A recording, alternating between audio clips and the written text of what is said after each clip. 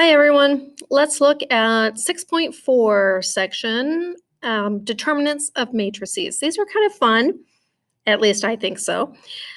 Starting off, the 2x2 matrix, to find its determinant, it's also notated with, looks like absolute value signs with either D or A, the letter of the matrix, or as you can see down here, I notated DET of A because this matrix's name is A. And it is extremely close to finding the inverse. So on the inverse, if you remember from the previous section, it was 1 over the two diagonals subtracted, and then the switch and flip. Well, with determinants, all we have to do is the piece of the diagonals. So when we look at that, we take, again, this is the standard names for them instead of numbers at the moment, A, B, and C, D. We take that and we're wanting to find the determinant of it. We do the down diagonal, which is AD. This cut off a little bit, but that's a subtraction sign, minus the up diagonal, a BC.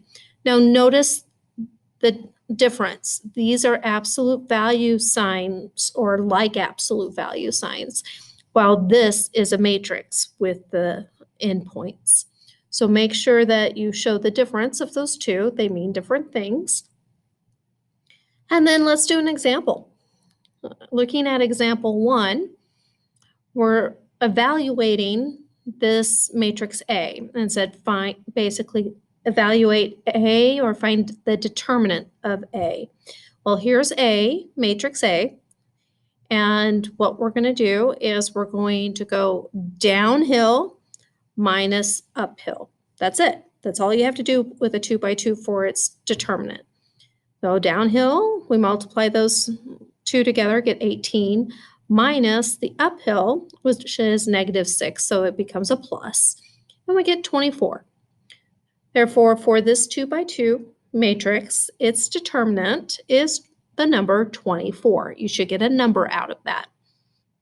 Super nice and straightforward. Now, as with everything, you got to just be very careful with your signs, meaning the subtraction of another negative times a positive, you're going to have a positive in the end when you combine them. Now, what happens with a 3x3 matrix? Well, it's going to be, of course, more involved than a 2x2. But the determinant is found by using expanding by row and column is what it's called. So what that does is we're going to break it down from a 3x3 into smaller little pieces. And the first thing we need to do is we're going to look at the pre-designed, designated, value signs that are in a checkerboard pattern. So we always start with a positive in the upper left-hand corner, and we just alternate. So positive, negative, positive. And we would alternate downwards as well. So it would go negative, positive, negative, and so forth. This pattern would also be on a 4x4 or 5x5 all the way through. So let's take an example and evaluate and find the determinant. So beginning off, my first step is to pick a row or column to start from.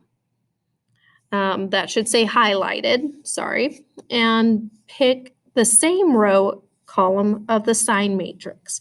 So I chose to take the first row, just as an example. So the first row here, and then that would correspond to the first row of your sign values. Starting off, what we do is we take the sign, and you can see that I put the plus in here. That's from the sign matrix. And then I take my first position of 2, and that comes from the row, and this is as just like a scalar. So we have 2, but then where did I get these 4 numbers from? These 4 numbers come from the row and column where the 2 is not. Now the 2 is in this row and in this column. So the other 4 numbers that are not are here. And I like to mark them out or cover them up with a pencil or pen as I'm doing it, or my finger. And I would have, if I'm doing the 2, I take out that row, that column. The other 4 numbers left are down in the corner. So that's where I get these 4. Then I repeat that item. The next thing is the sign. The sign of the second position is a negative. So I have a negative, and then this number is 3, 3. And then again, take out the row, and the column is gone. And you can see to the left of the pointer, I have 0 and a -2. And to the right of that pointer, I have 4 and 6. So again, 0, -2, 4, and 6. Then I do it again, and I have the third sign is a positive. The third number in that row column, so row 1, column 3, we would have a -1. Now, again, where do I get the other 4? Take out the row, take out the column. The other 4 are right here at 0, -2, and 2, and 5. So I have, again, 0, -2, 2, and 5. Now notice that these are the same as the absolute value signs, but they mean determinant. And then I would then next go to our next step. Once I have that set up, we're going to now break it down into 3 different 2x2 determinant pieces.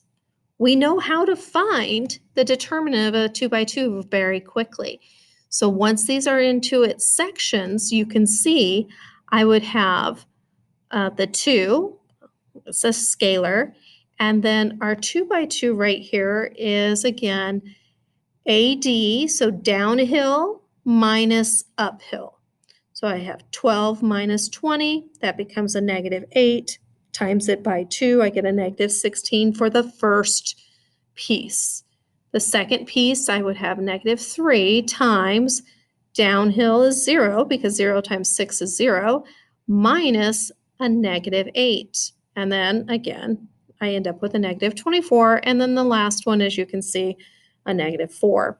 Now, I always say be very careful with the signs. It's easy to go off and forget a negative, but you do that, that changes your answer completely. So always take your time in doing these the first time out, then hopefully you shouldn't have to redo them again. So in the end, I add those together and I get my determinant for my 3x3 is a total of a -44. Now, as I mentioned, you pick any row or column. Well, it doesn't matter which one you pick as long as you follow the pattern. So using the same matrix from before, I asked to find the determinant by expanding column 1. So here I recopied it over, and instead of doing row 1, I decided to do column 1, because sometimes if you pick the row or column that has zeros in it, it's less math and it goes faster. So I did column 1 in the sign matrix. Again, starting off, this would be a positive, a 2, and then take out the row and the column that that 2 is in. That leaves these 4 items, a 2, 4, 5, 6 in order. And then minus 0 times that. But as you can see down here, 0 times anything is just 0. So we could actually eliminate that one completely out of that beginning. And then the last is a positive, but it's a -2 that gets multiplied to that 2x2 left over. Take the column and take out that row where the -2 is. That leaves this upper 4 numbers, the ones that you're going to use. Then again, downhill minus uphill. So 12 minus 20, -8, get that. This one's going to be 0 anyway, so why even do the math for it? 0 times anything is still 0, so it's just 0. And then over here, it was 12 minus a 2, which becomes a plus 2, which gives you 14. So if you missed that minus sign, you would have had this being 10 and your number is going to be wrong in the end. But as you can see, the determinant ends up being, again, a negative 44. It doesn't matter which row or column you do, as long as you do the pattern the same. The answer will be the same no matter which row or column you choose. Hope that helps. Have a great day.